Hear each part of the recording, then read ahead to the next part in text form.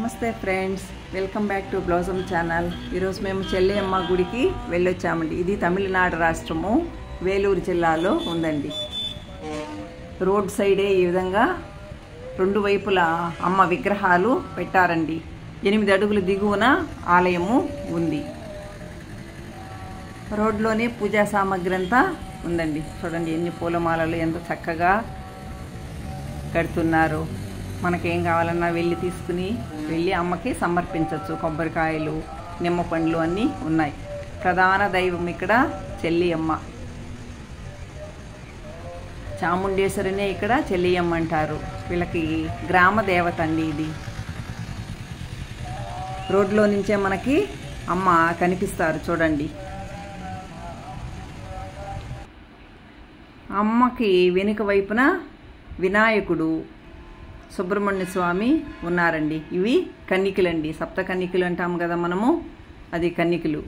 ఇది వేలూరు బస్టాండ్కి దగ్గరగా ఉంది. చూడండి సప్త కన్నికలు. పాలారు నది ఒడ్డున ఉందండి అమ్మ ఆలయం. చాలా పురాతనమైన ఆలయము, చాలా శక్తిగల అమ్మ చెల్లియమ్మ.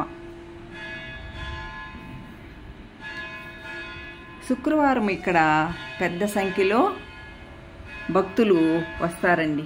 మేము అర్లీ మార్నింగు 5:30కి అంతా వెళ్ళాము కాబట్టి తక్కువ మంది ఉన్నారు.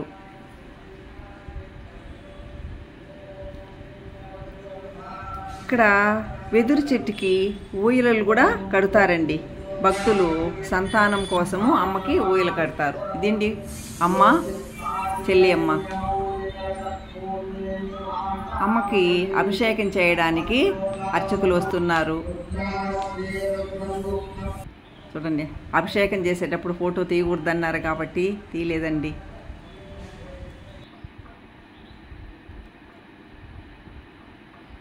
సో మీరందరూ కూడా చెల్లియమ్మ టెంపుల్కి వెళ్ళిరండి, అమ్మ అనుగ్రహం తీసుకోండి.